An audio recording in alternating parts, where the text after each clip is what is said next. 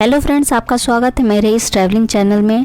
तो आज हम सवेरे सवेरे 5 बजे निकल पड़े हैं दिल्ली से उत्तराखंड के एक सुंदर और मज़ेदार डेस्टिनेशन जिम कॉर्बेट के लिए। Jim Corbett national park Uttarakhand के नैनीताल डिस्ट्रिक्ट में रामनगर के पास स्थित है।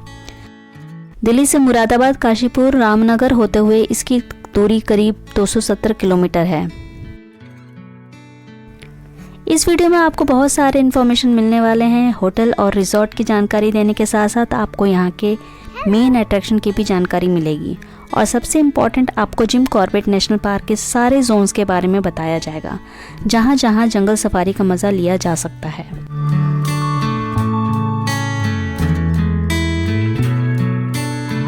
तो सबसे पहले मैं आपको बता दूं किस किस तरीके से जिम कॉर्बेट पहुँचा जा सकता है। नियरेस्ट एयरपोर्ट देहरादून है, जहां से टैक्सी लेकर जिम कॉर्बेट पहुंच सकते हैं। और सबसे पास का रेलवे स्टेशन रामनगर है, जहां से जिम कॉर्बेट 12 किलोमीटर है। रानीखेत एक्सप्रेस और संपर्क क्रांति दिल्ली और रामनगर के बीच सबसे पसंद किया जाने वाला ट्रेन है। काठगोदाम रेलवे स्टेशन से भी जिम कॉर्बेट पहुंचा जा सकता है, जो 60 किलोमीटर दूर है।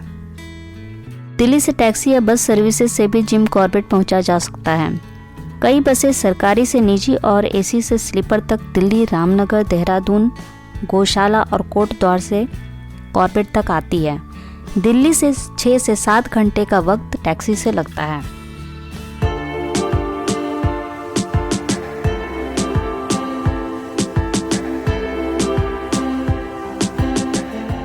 दिल्ली से अर्ली मॉर्निंग अपने व्हीकल से निकला जाए तो रास्ते में ब्रेकफास्ट के लिए कई रेस्टोरेंट, ढाबा मिल जाता है। सफ़र को ब्रेक देने के लिए भी रेस्टोरेंट में रुका जा सकता है। हम रुके राजा टूरिस्ट ढाबा में, जहां ब्रेकफास्ट किया गया।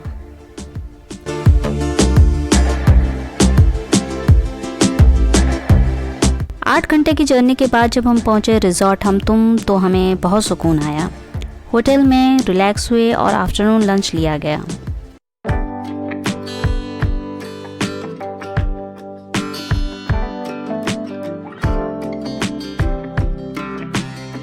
ये प्रॉपर्टी बहुत ही खूबसूरत है। Swimming pool, children park, restaurant के साथ साथ रिजॉर्ट की सबसे अच्छी बात यह है कि बैक साइड में नदी है, जहां से नेचर को बखूबी निहारा जा सकता है।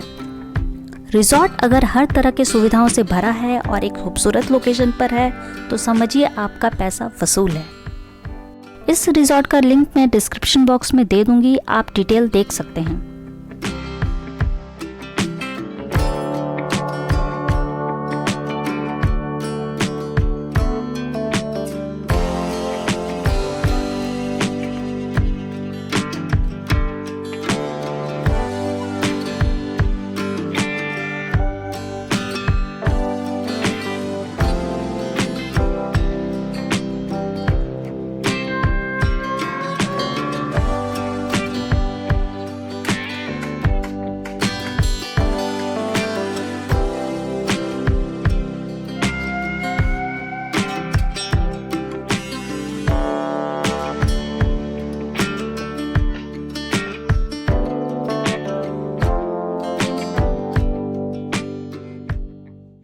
होटल में रिलैक्स होने के कुछ देर बाद हम निकल पड़े गर्जिया देवी मंदिर के लिए।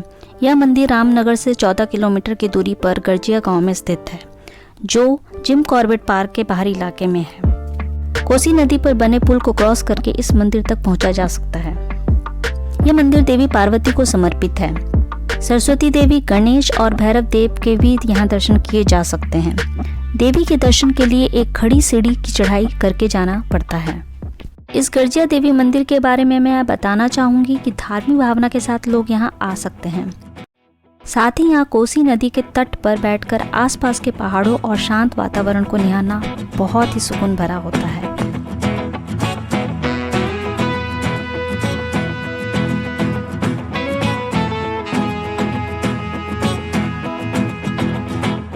शाम होने पे हम वापस होटल के लिए निकल पड़े। होटल पहुंचकर डिनर के बाद जल्दी सोने की तैयारी होने लगी। रात को जल्दी सोना ज़रूरी हो जाता है जब दूसरे दिन early morning Jim Corbett national park के लिए निकलना हो।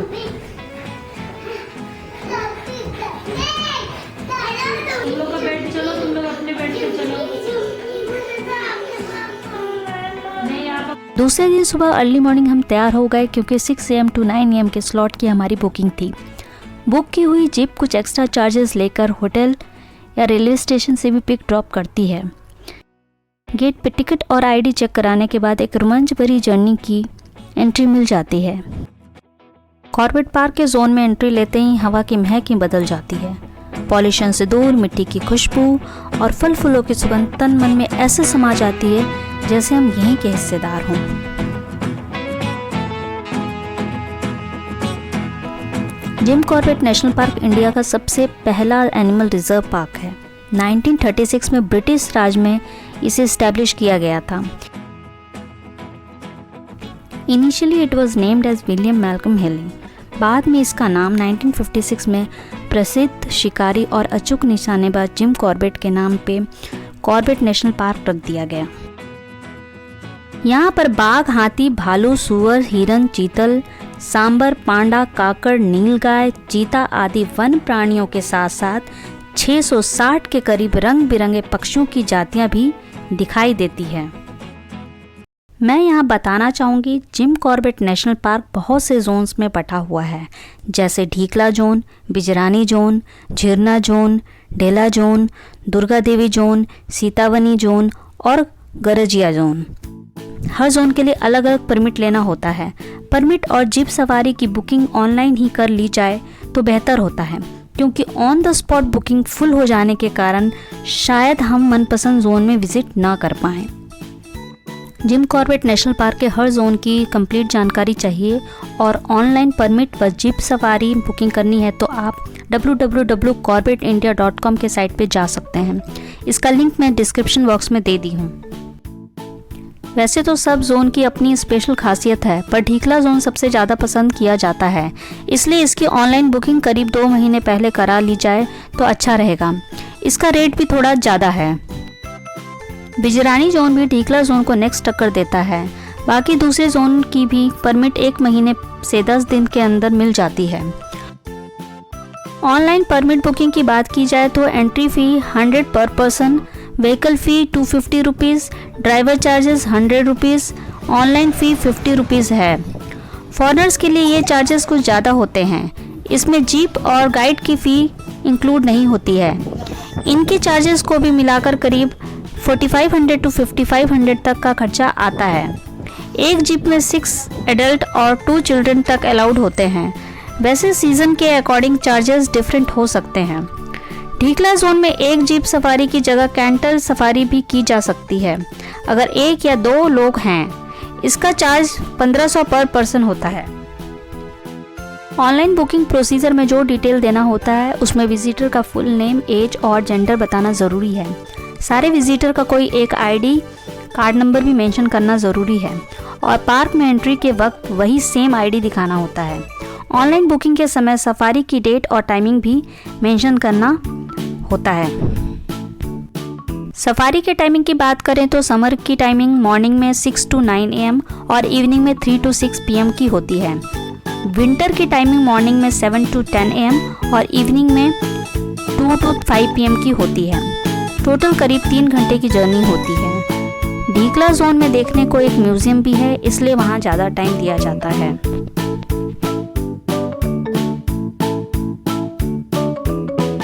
कुछ और टर्म्स और कंडीशन की बात की जाए तो ऑनलाइन बुकिंग में 100% एडवांस देना होता है। कैंसिलेशन पर कोई रिफंड नहीं मिलता। एंट्री परमिट भी किसी और को ट्रांसफ़र नहीं की जा सकती। जिसके नाम से परमिट बुक है उसी की एंट्री हो सकती है। किसी भी प्रकार के पेट्स पार्क के अंदर अलाउड नहीं है और प्राइवेट व्हीकल भी अलाउड नहीं है। जीप या कैंटर से उतरना भी सफारी के दौरान मना होता है। सफारी के दौरान एक रजिस्टर गाइड साथ में ज़रूरी है। तो अब हम मज़ा लेते हैं जंगल सफारी का।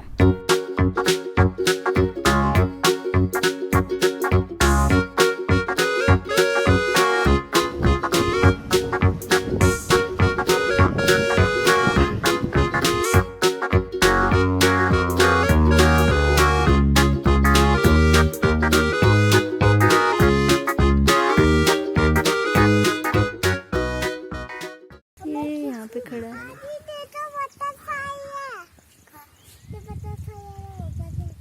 ये देखो यहाँ पे डियर है बेटा, और इधर भी है, मोर भी है, एक और डियर है यहाँ पे। देखो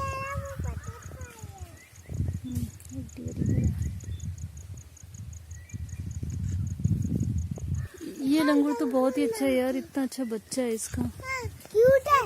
बताते ना कहाँ उसकी। हल्ला नहीं, हल्ला नहीं, हल्ला नहीं, हल्ला नहीं।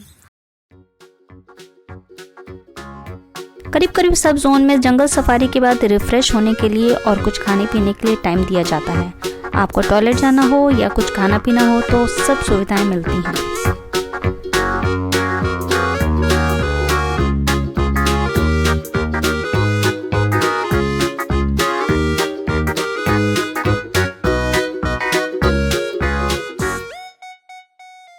तो ये सब जानकारी थी जंगल सफारी के बारे में। अगर कोई नेचर लवर है, वाइल्ड लाइफ फोटोग्राफी पसंद है, तो जंगल सफारी उनके लिए एक रोमांचक एक्टिविटी हो सकती है। इन सब के अलावा कुछ और एडवेंचरस एक्टिविटी भी रामनगर आकर की जा सकती है, जैसे रामनगर के कोसी नदी में फिशिंग या मॉनसून सीजन में कोसी नदी में rafting. Rock climbing, zip line, bungee jumping जैसे एक्टिविटी भी यहाँ की जा सकती है। बच्चों के लिए भी यहाँ बहुत सारी एक्टिविटीज़ हैं। वैसे तो वीडियो बहुत लंबी हो रही है, पर शॉर्ट में रामनगर के कुछ और टूरिस्ट प्लेसेस के बारे में भी बताना चाहूँगी, जैसे हनुमान धाम, जिसका आर्किटेक्चरल डिज़ाइन बहुत भव्य है और यहाँ एक ध्यान केंद्र भी है। नेक्स्ट आप कॉर्बेट फॉल इको पार्क भी जा सकते हैं, जहाँ 65 फीट ऊंचा झरना आप देख पाएंगे। जिम कॉर्बेट म्यूजियम भी है यहाँ पर, जहाँ मशहूर शिकारी जिम कॉर्बेट से जुड़ी कुछ यादों को आप देख सकते हैं। यहाँ पर बाराती राव नामक एक अनडिस्कवर्ड झरना भी है, जहाँ पर पहुँचने के लिए कच्चे रास्ते से होकर पैदल जाना होता है, पर यह जगह बायोडाइवर्सिटी और प्राकृतिक खूबसूरती से परिपूर्ण है। तो इस तरह इस वीडियो में आपको रामनगर और जिम कॉर्बेट की डिटेल में जानकारी मिली। उम्मीद है आपको ये वीडियो पसंद आया होगा। सब्सक्राइब, लाइक और शेयर कर दीजिए। आपके कमेंट का मुझे इंतज़ार रहेगा। तब तक के लिए आपको नमस्कार।